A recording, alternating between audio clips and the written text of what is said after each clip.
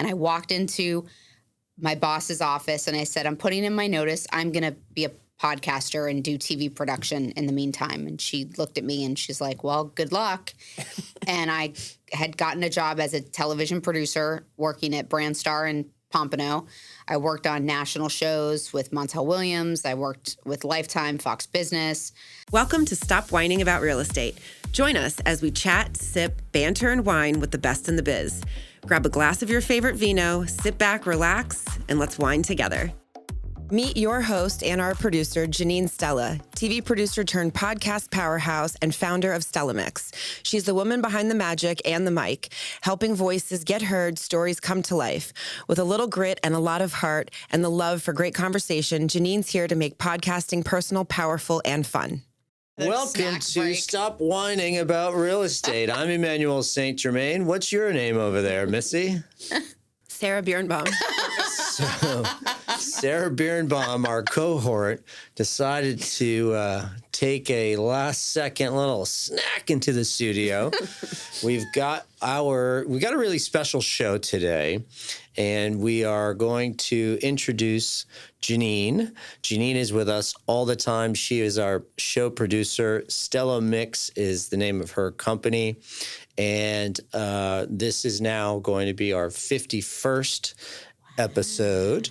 And so, Janine, welcome to the show, first of all. Thank you so much for having me on. This was such a surprise. I'm very excited. Although she's really on the show every day that we're doing this, because she's behind the scenes.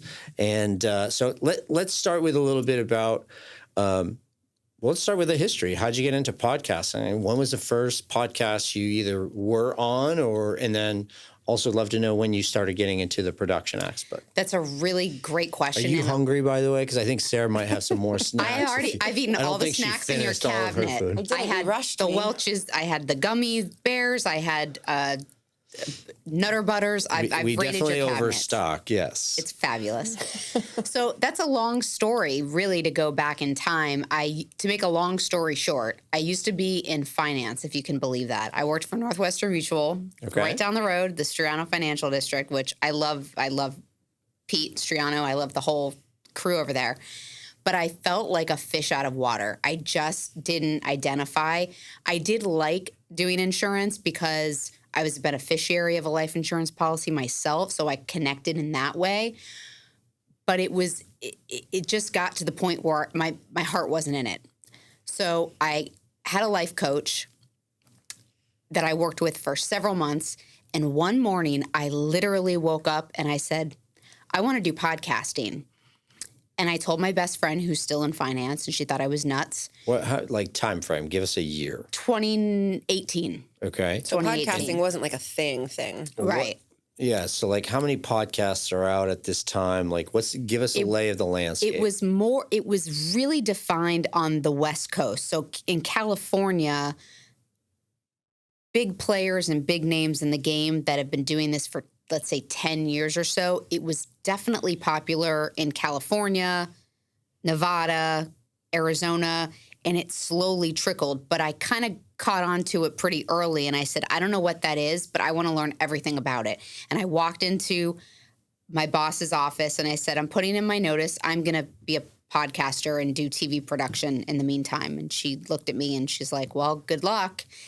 And I had gotten a job as a television producer working at Brandstar in Pompano.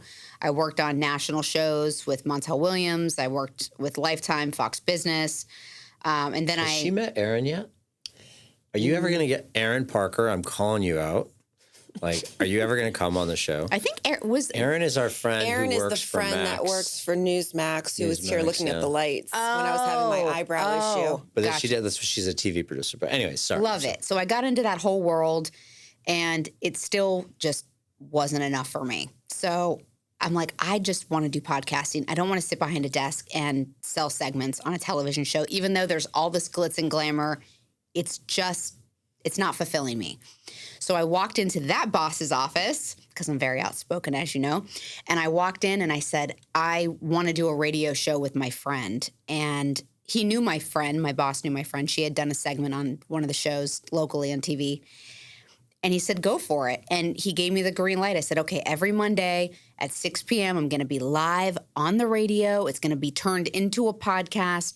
I'm stoked. We're going to promote South Florida businesses. And he's like, all right, do it. Well, not only did our show hit it off, but it went to the point where we were going twice a week. We had 20 and 30,000 views on YouTube and on Facebook. And that was before the algorithms were terrible like it is today. We were getting hits on it. We were inviting all kinds of people on. And then I left the job I was working at. I started working for Dr. Drew on a television show on Fox Business called Here's to Your Health.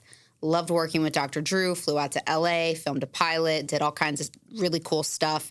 And Dr. Drew's one of the biggest podcasters out there, Dr. Drew After Dark, and he's been on radio, for years. And I kept thinking to myself, this is what I want to do.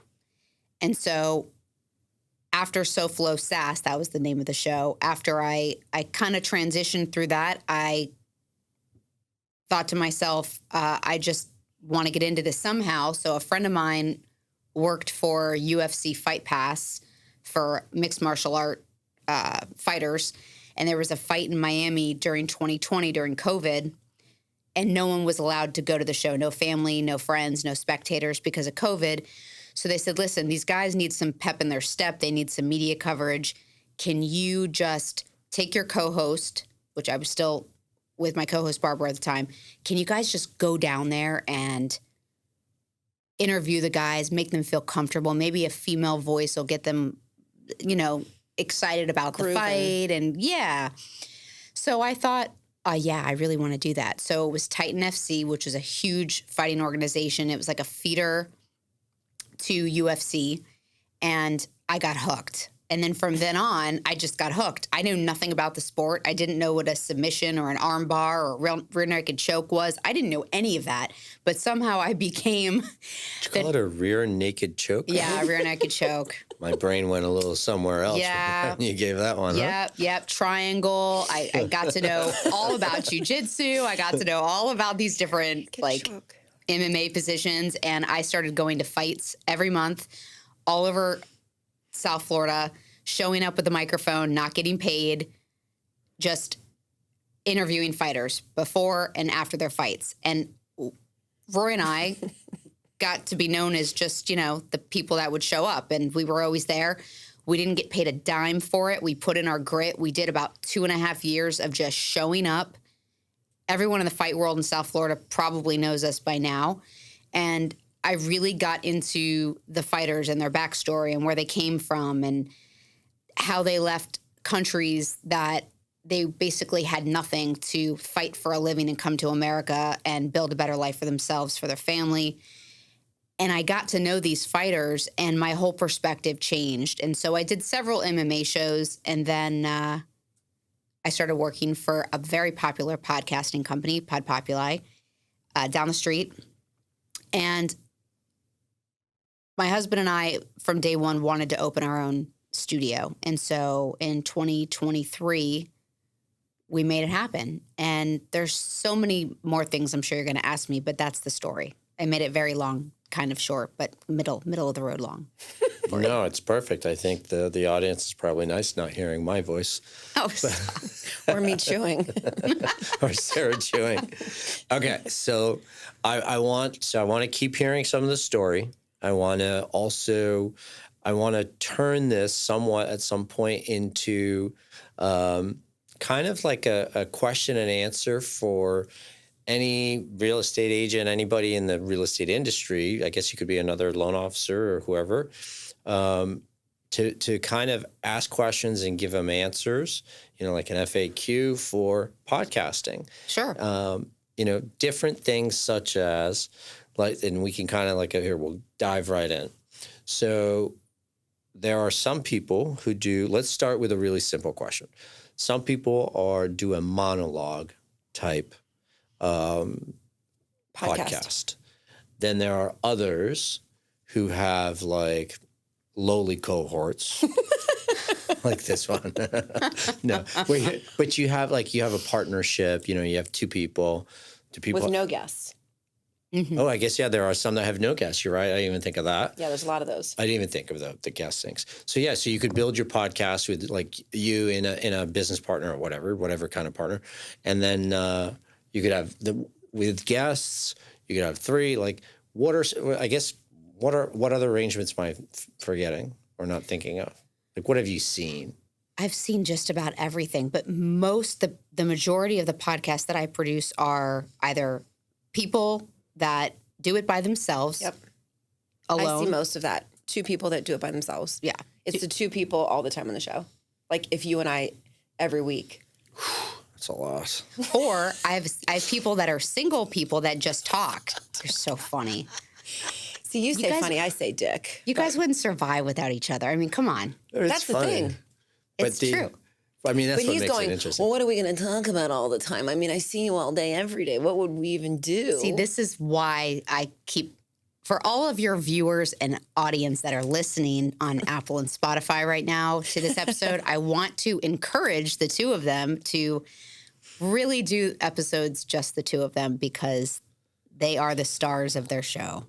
Yeah, but we need, you really need a third Here comes the brain party. for the, well, what's the show going to be about? And how is it going to grab the audience? And what would be the purpose of the audience listening? Can I tell you what's funny about us? Or what people gravitate towards? You're telling me? Yeah, I am. Sure. We're very entertaining together. We have a very unique dynamic. Tweedledee and Tweedledum. You poke at me and like make fun of me and jab at me, and I take it in stride, but kind of poke back at you, and we can banter, but there is a level of like respect and care. Of course. And so we dance around that a little bit. And then, like you try to school me on things that you think you're a lot smarter. Whoa. And, you are really the doctor of mortgages. So wow. Let's say, for example, some people, let's say you wanted to do your own podcast, just you. You probably have learned enough in the industry over the years. Oh, Sarah's like, oh, God. To do it on your own and have a thought out plan every episode and maybe give tips and tricks for people in your industry, depending upon your audience. So some people that I produce will literally just get behind the microphone, pick a subject, and talk. Which See, I don't like the monologue. So it's not about whether I could do it or not. I don't find it entertaining to just do a monologue. And I mean, I guess with anything, with practice, I'm sure I could get great at it.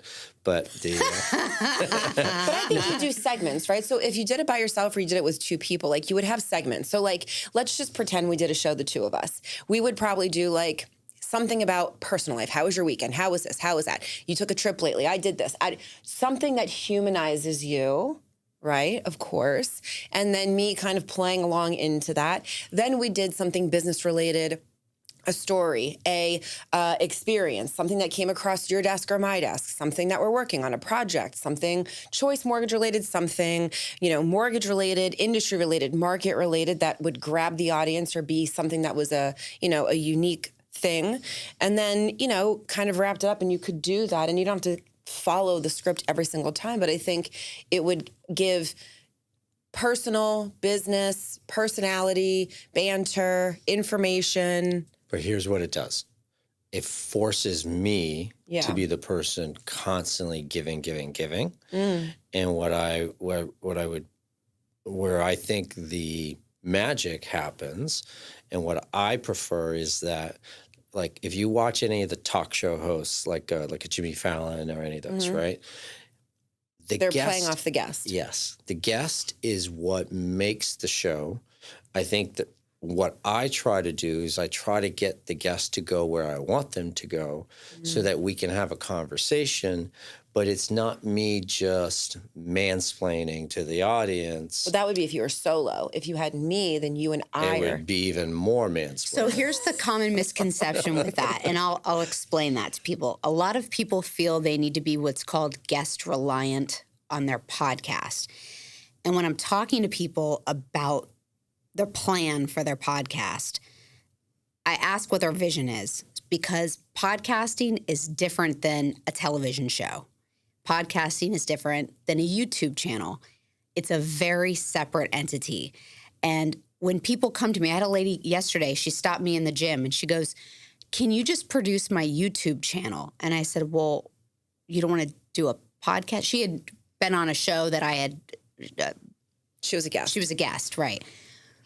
And I said, well, why just a YouTube channel? I said, so how many subscribers do you already have?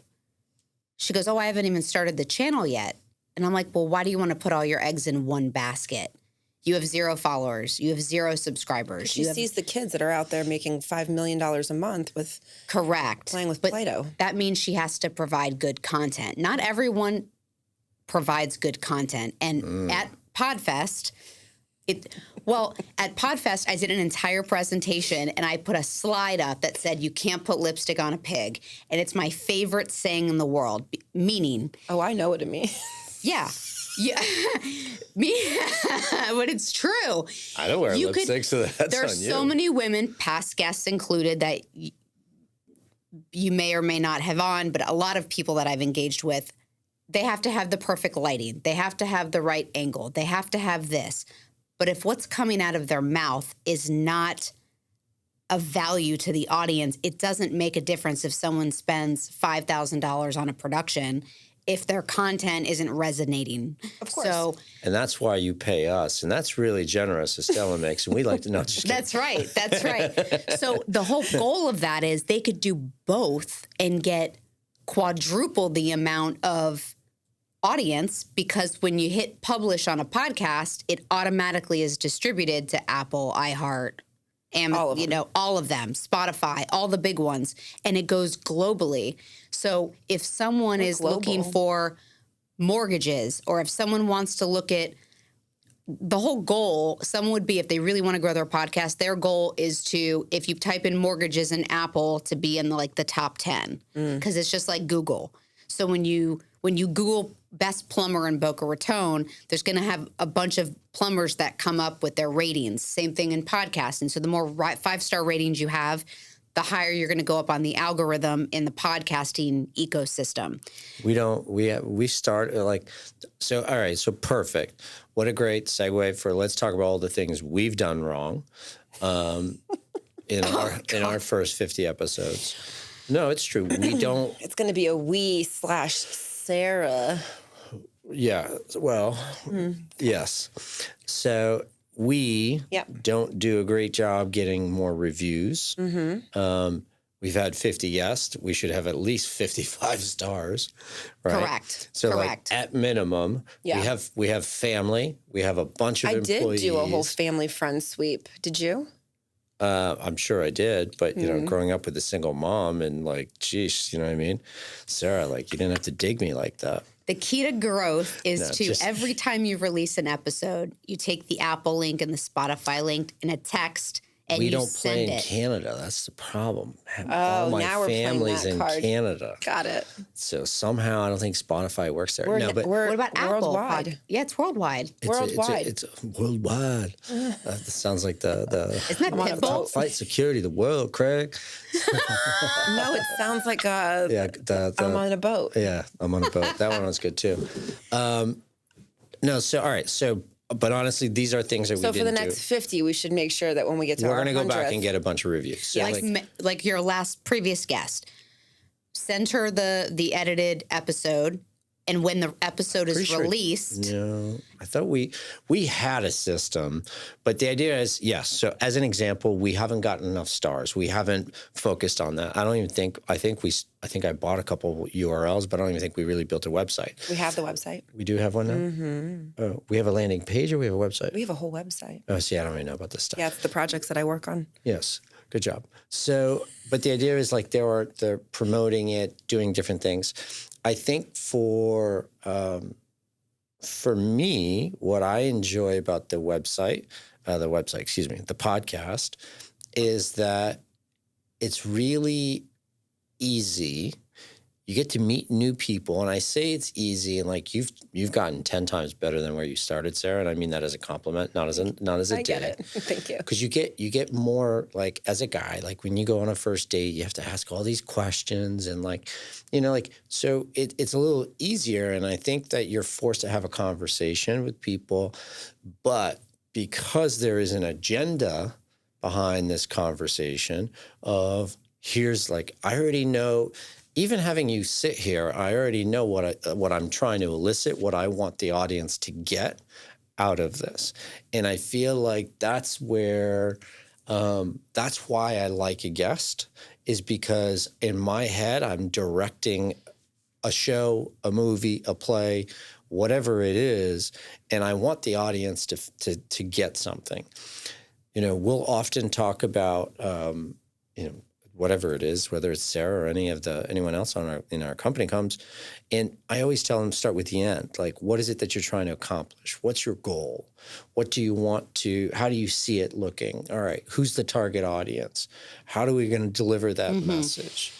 And we have lots of different reasons, and we've talked about some of it. And we're boring Sarah, so we got to make her talk. Yanni McGee over here. The snacks, the yawns. You know what? I don't know if you can see her. I don't know if you can see the feet, but she's even changed Yanni McGee foot apparel. It's this time of day. I've always loved a nap.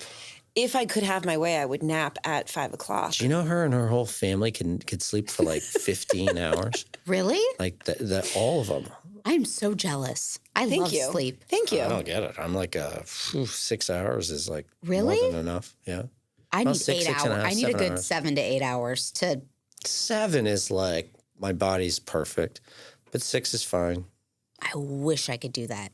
Yeah, but I'm I can't a just grumpy sleep individual without so during the week, I wake up at 5 and I go to the gym in the morning, and then But if you didn't have to. Absolutely. No, it is. The alarm is set. There's 2 alarms set for that 5 o'clock wake up.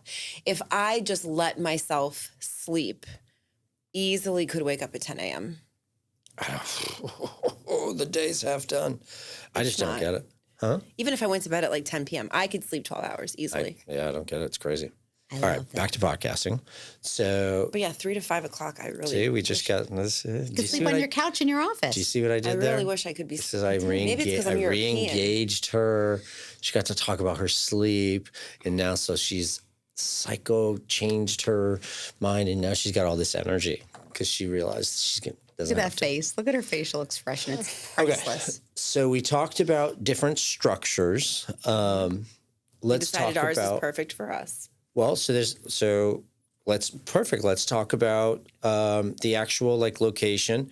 You have your own. So I never knew this until literally not that long ago. I forget whose podcast I was on. Was it Becky Mancini's? Oh yeah. Whoever. What's it called over there? Pod Populi. Pod Populi. So we went over there, and I was like, "Oh, this is really genius! I love it! Like, what a perfect place. So you don't have to now as a control person, I wanted everything in my own office. So it makes it really simple. But I love that concept. And so you have your own studio. So talk about that. I do. So I partner with them on a lot of different things. If I have clients that want to record there, they record there. I help them out. They help me out. I was there yesterday. I'm probably going to go there tomorrow. Where's your location? Delray Beach. Okay, so the purpose of having a location would be I live in downtown Delray. I want to do a podcast. Oh, man, I don't know. What should we buy for equipment? Who's going to do this? Who's going to She's like, don't worry about it. Just come to me. Right. I do a little bit of everything, but I prefer people in Delray. If they live in Delray, they should really come into the studio. I do have clients that I just have remote, so I've never met them in person. I have a client in Chicago that got referred to me. They're just you're remote. Doing them on Zoom. We have yet to. So I've been a guest on a couple Zoom podcasts, but I have never. We here on Sarah and I have never had. Have done one. We've only done actual guests in office. Are we unique that way? I love coming here, and the reason I love coming here is because this room is perfect for what you're utilizing it for. I think it's great. I think you can work, be efficient at your job, and then just head on over and record. I think this is fantastic. This is the dream for most businesses. So many people call me and they'll say, we really want to set something up in our office.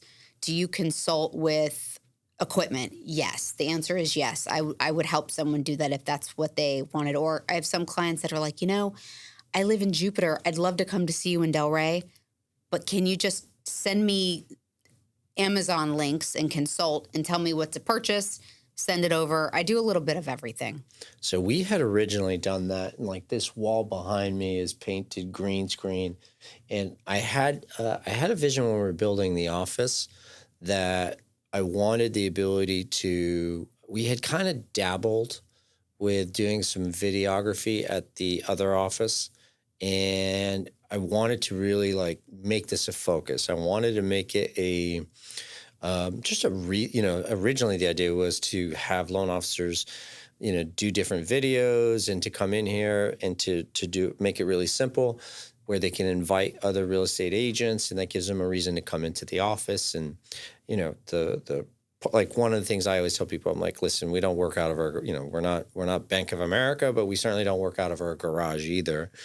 Come to the office and you'll see a nice office. It's not gaudy or anything, but, and so I liked having the room. I wanted to have a room. And so we went out and we did do that. I had, I forget what company it was, but I had somebody tell me all the equipment to buy. I want it here. Mm-hmm. I want it ready to go. The only thing that I don't really have here that I wish would have been was a little bit more of push button play, right? And so like if I were redoing it, because what I've found with salespeople is that if it's not literally push button play, people get intimidated. So I want to talk about the intimidation piece for a real estate agent. Don't let it prevent you from starting your own podcast, right? We won't discuss prices because you can negotiate with whatever you want. But the idea is that for us, Sarah and I literally, obviously a lot of time in makeup and wardrobe for Sarah, but for me, I get to come right in. It's perfect. I get to come in. No, we literally come in last second and like you sit down. Roy and Janine have all the sound. They've got the cameras set up. A lot of filters on Sarah's camera. I think that's the one over there. Mine is natural light.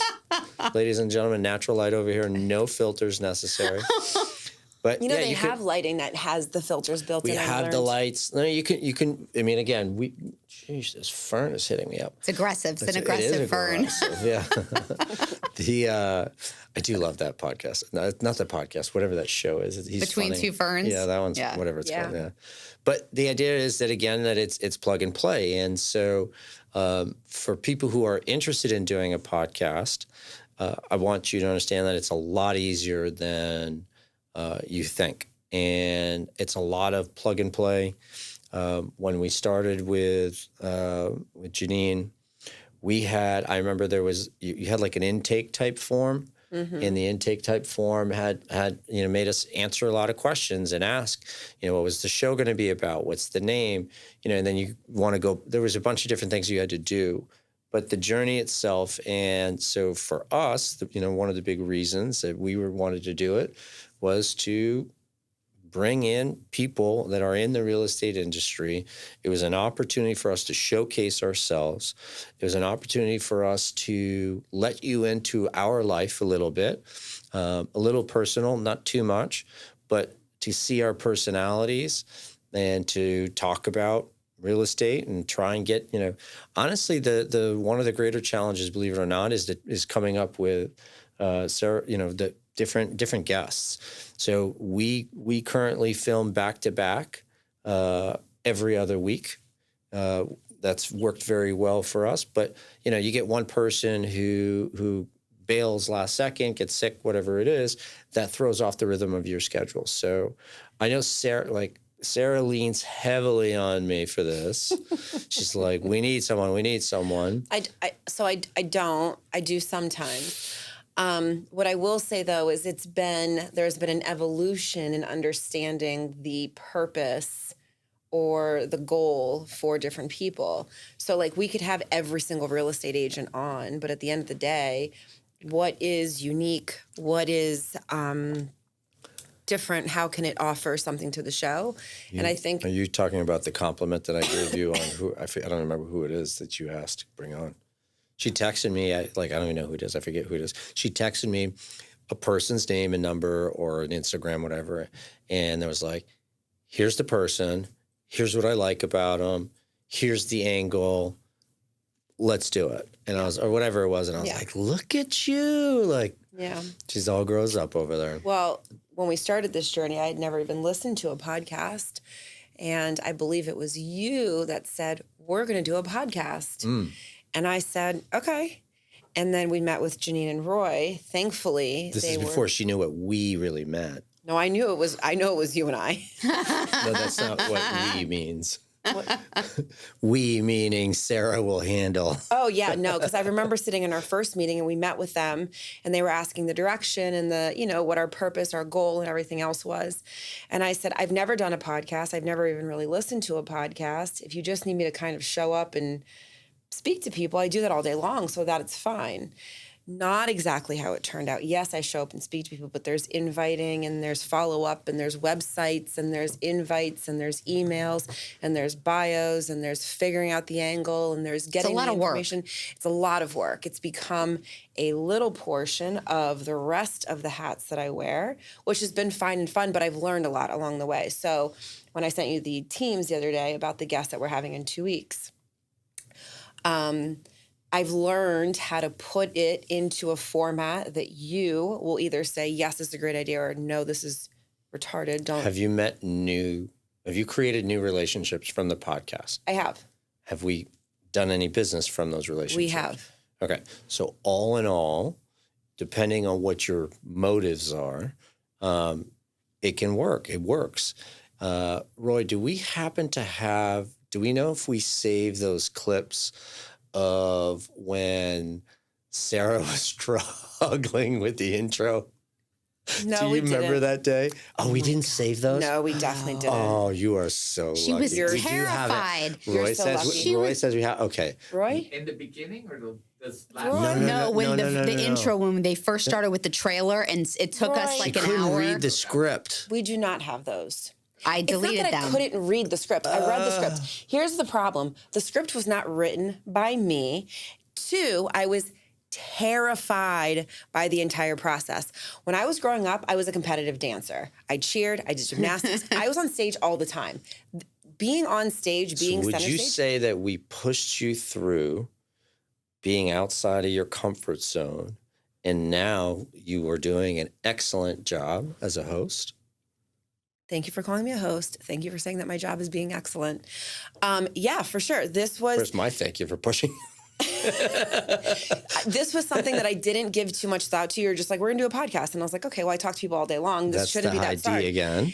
And when I got into it, I was like, this is not my comfort. This is not my cup of tea. This is not where I feel happy. And look how much you've blossomed. On Sundays, knowing that it was podcast week, I would be like, Wednesday. And I remember there was a turning point, and I remember one show that we filmed went really well. And I really fell into my own and had a lot to say and a lot to add. And I think, made some people laugh and asked some good questions. And I thought, okay, I can do this. I have to stop overthinking it.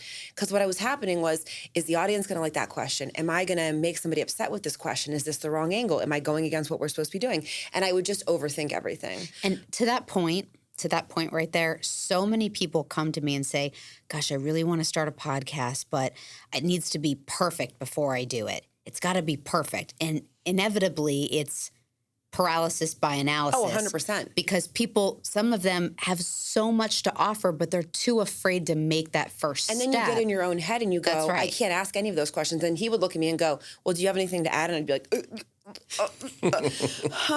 what's your favorite color? I mean, the dumbest thing you could possibly think of. Because there's something that happens, and I see it every day, when there's a camera, lights, and a microphone in front of someone. You can have the same conversation and be completely relaxed, but as soon as those outside elements come into play, it takes time to really get comfortable with that. For me, it wasn't the lights, the camera, or the mics. It was trying to make sure that whatever it is I was doing was going to add the most value you could possibly imagine, which is impossible, and then staying on track or foreseeing where he wanted things to go and trying to add myself in to be a part of that path.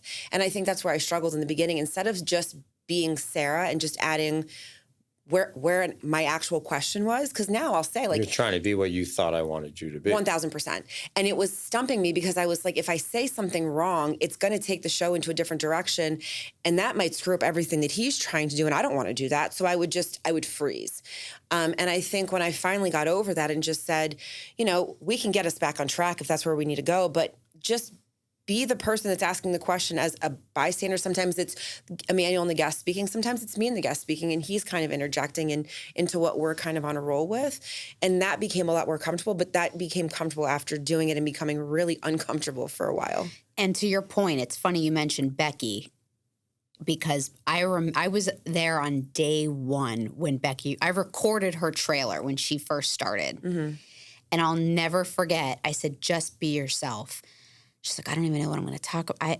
She didn't have a guest. It was just her intro. I don't know what I'm going to do. I don't know. I said, just however you feel, let it out. And I'll never forget, she even said on her intro, I'm so nervous right now. I don't know what I'm doing, but I'm here. Mm-hmm. And that vulnerability from the get really made her come into her own, because that's how everyone feels, and they don't want perfection in a podcast. Right. Perfect is boring. People want to see the real side of people. They might be perfect at what they do for a living, but they want to see that balanced with who are they? Right. What makes them tick? Mm-hmm. What stumps them? What makes them laugh? Like our last guest saying, come in the back door instead of the front door. I thought for sure something was going to come. I was like, whoa, we could have gone a lot of different directions with that one. We could have. But, and then you have questions such as, do I want to keep it clean? Do I want to swear? What's true to you, but versus like, hey, you have to think about that stuff. I don't want to say something that's too polarizing. I don't want to say something that's going to possibly offend a potential client or a potential referral partner. Right. And I don't want to speak badly or too highly of something or someone, because I don't want another group to feel a certain way about it, or like I'm taking sides. And, I think a lot, especially in the beginning for us, it was during all of that stuff with NAR. And I think we have agents, and they're all different types of agents, and all of them fell on different sides of what was happening. And so, we'd have somebody in here and they'd have really strong opinions about it. And then we have partners that we work with outside of here that had a completely different opinion. And, I'm thinking, well, I don't want to put myself in a position where I now become a target because of how I feel about it. And, so I wanted to be really careful. And I think you kind of learn the balance of it. I think you can hint. I think that anybody who's watched or listened to whatever our first 50 shows, you can tell I'm a Republican. You can tell I don't like entitlement. You can tell, but I'm not a crazy anything. Right. It's not about people are entitled to their opinions, and it's not about. I think people will respect you for being honest. So don't be scared to share your true emotions. I would say that understand, like if you're a real estate agent, or if anyone who's in a service industry where you make money from transactions from people, then you do need to be slightly careful to not alienate people. Don't go overboard. Keep any of your crazy thoughts definitely to yourself. I don't think, and I think that in today's world where so many people get paid for extremism, and I think that this is where, for me, podcasting is different. Now, obviously, we didn't just get a $60 million deal. We're not getting signed for that stuff. But that's because we have manifesting that. Yeah, but you know why it won't ever happen? Because we're not willing to go to the extremes to say the things that will generate all the ratings. Yeah, that's true. So we could have 10 times better content, 10 times better advice, 10 times better banter back and forth, but we're not going to get seen by enough people. We're going to be this great little show that not enough people see. We could have done the wine deal had we started drinking more often. Yeah, I know, but then we'd also be like But alcoholics. People will see it more with different tools.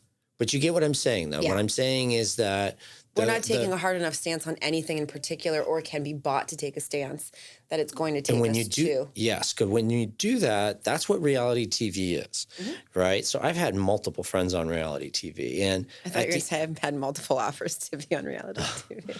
No, so multiple friends to be on that have been on reality TV, and at the end of the day, it's not they don't want the boring mainstream thing. They want the loud. They want something that's going to get noticed, something that's going to get kicked off fast. That's going to create an opinion, right? The more opinionated are, shock value, all of that stuff.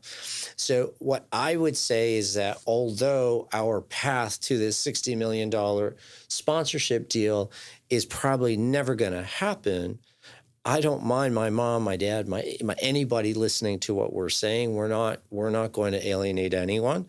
My advice is that if you are a real estate agent or title or whatever you do that's in the real estate world and you can make money from anyone, I would say follow a similar path. Yeah, I agree. And to that point, so many of my clients are realtors, and I would say they make up a good 40% of my clientele.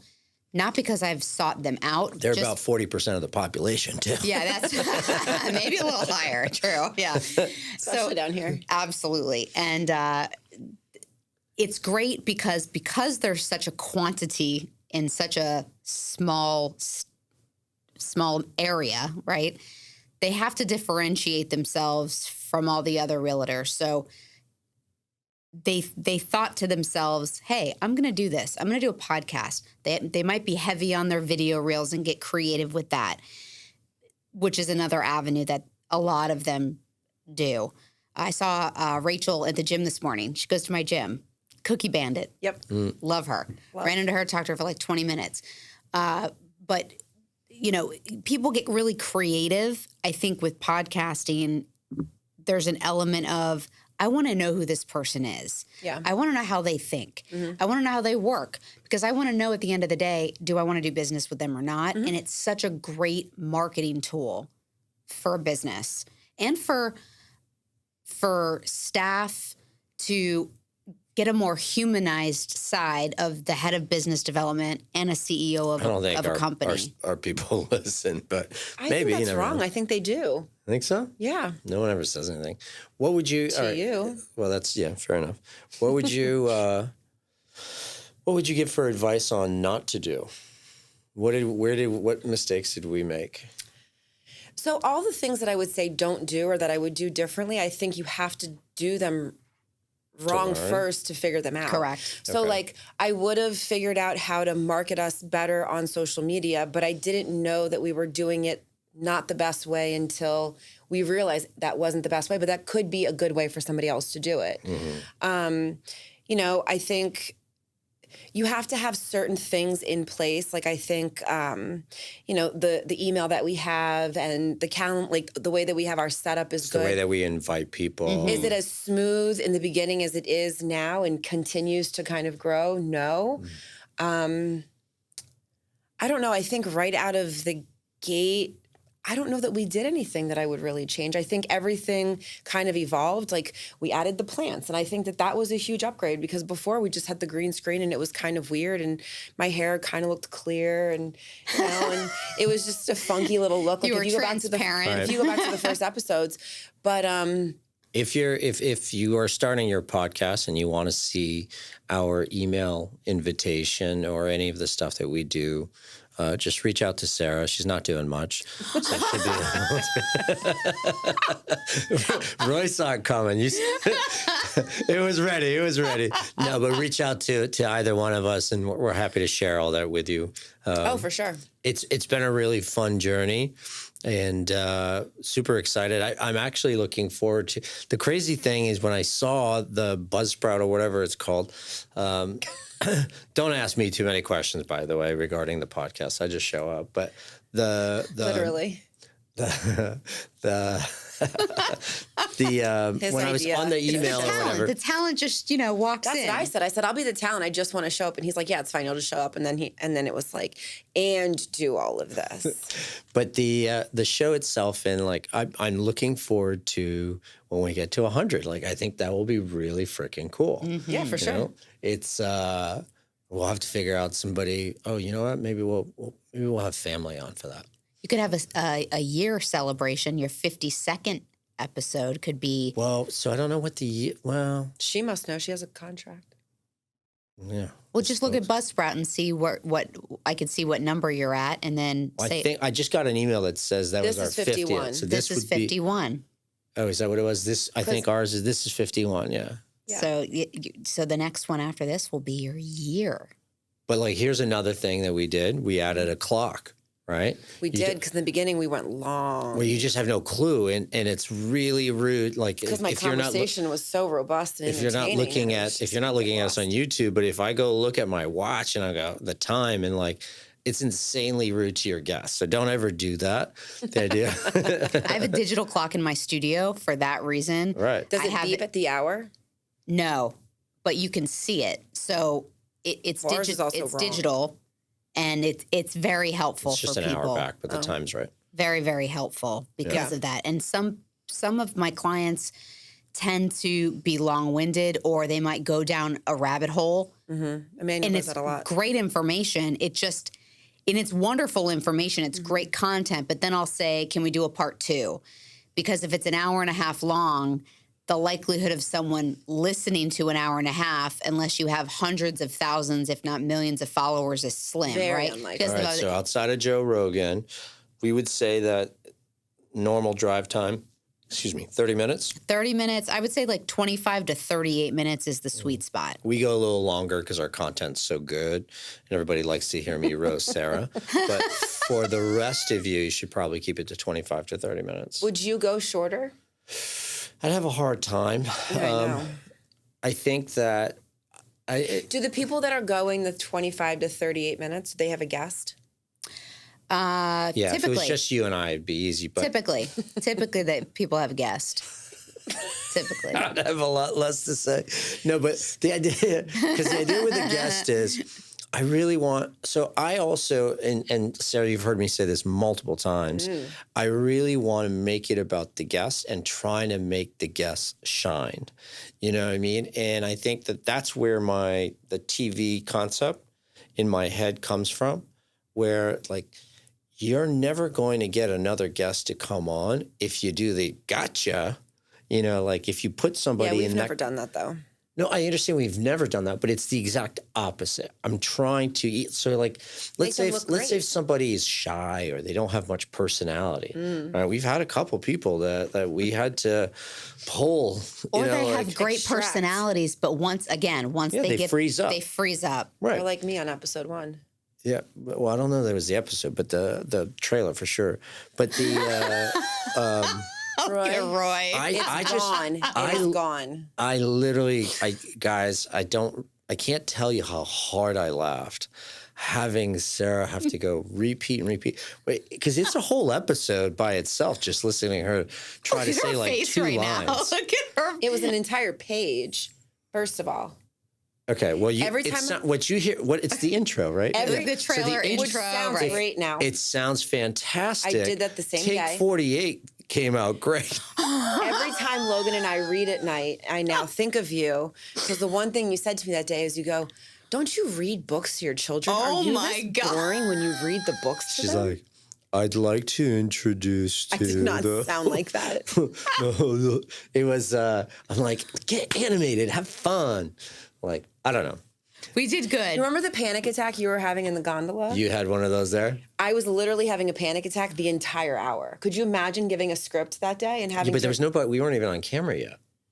It doesn't matter. The whole process, the second we had to start, I was like, this is not I get it. Well, you've come a long way. Thank you. Both of you have come a long way, and it's a crawl, walk, run as far as downloads.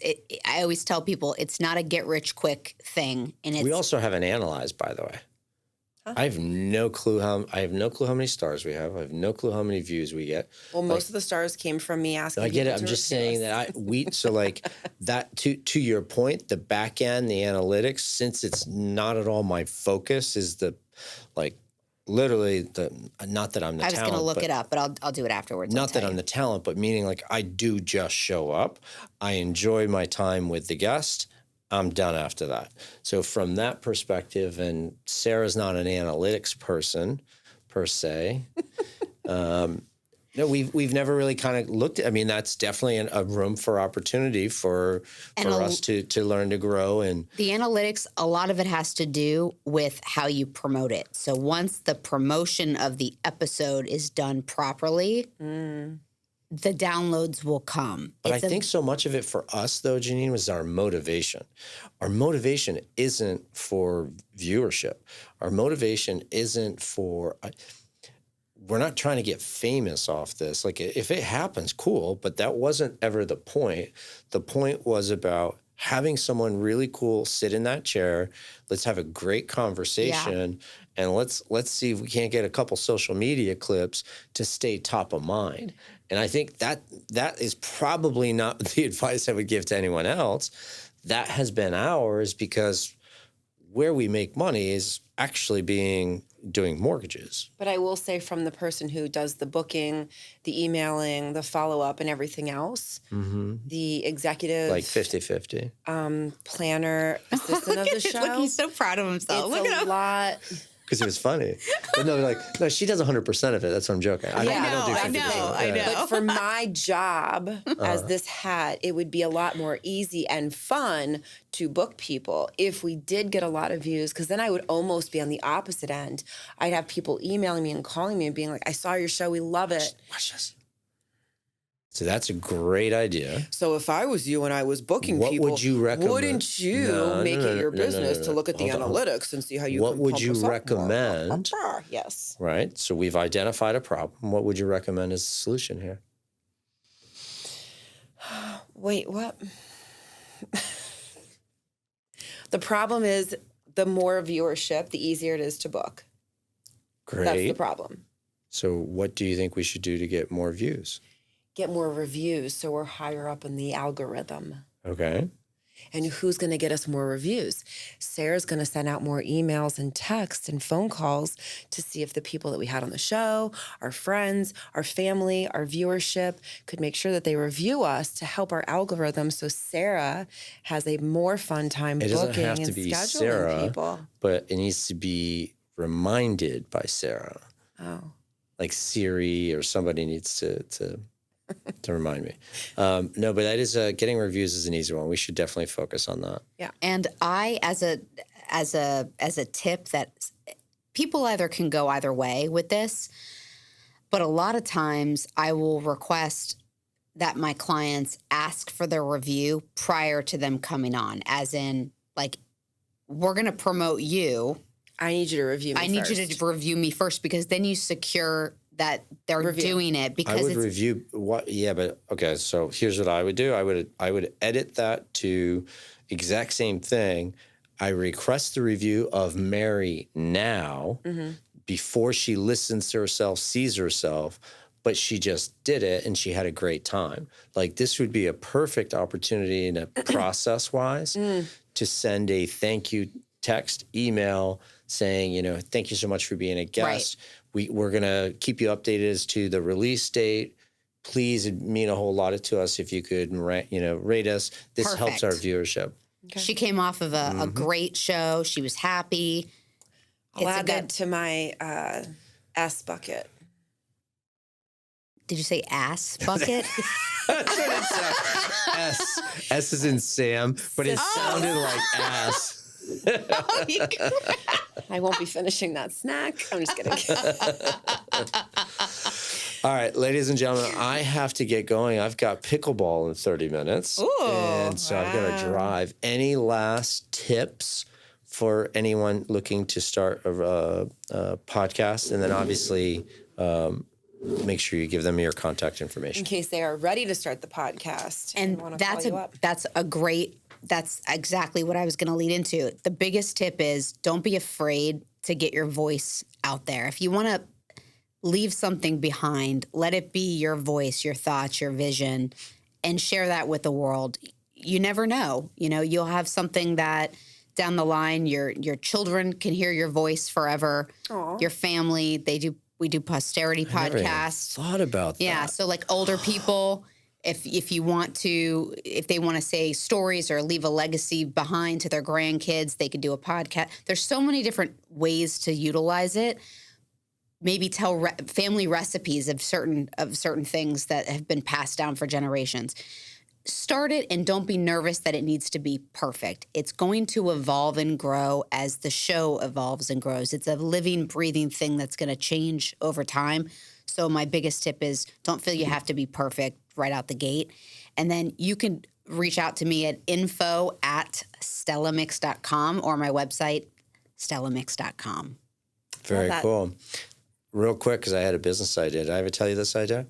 This was a phenomenal idea. The idea is you essentially you record.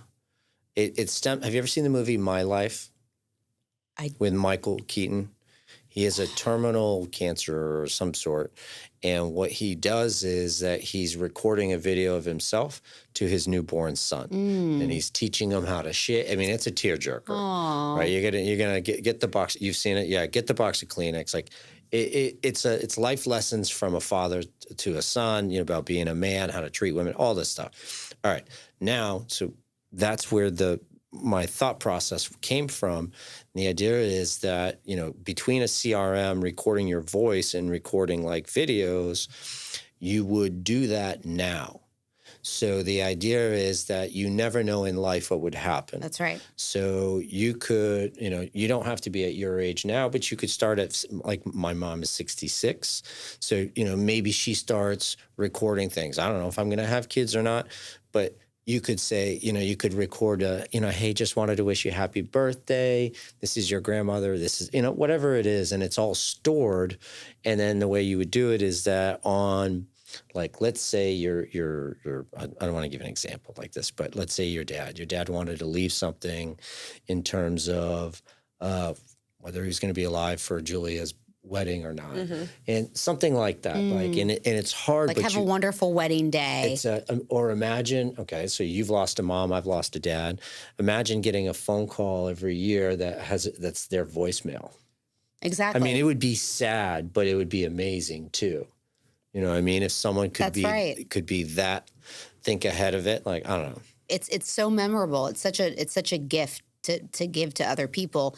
And I know friends and family, I would love to leave a legacy behind. And if people want to hear my voice and hear my thoughts and laugh and hear my cackle that I'm famous for, you can hear it on the other side of the building.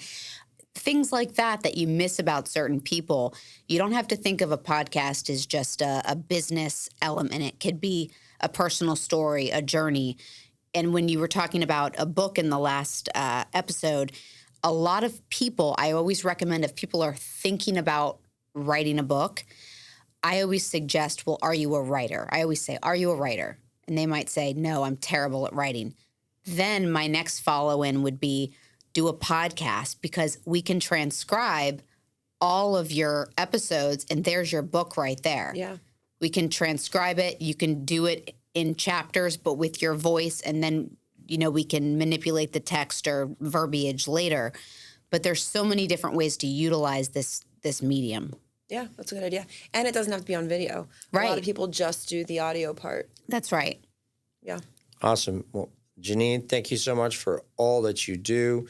Roy, thank you so much for all that you do.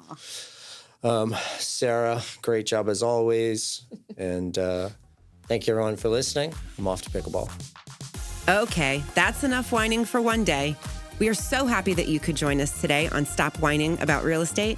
So please, not only listen, but subscribe, follow us, download, share, and if you're feeling it, give us a 5-star review. Hey, and if you'd like to be a guest on the show, please email stopwhining@choicemortgage.com. Thanks so much.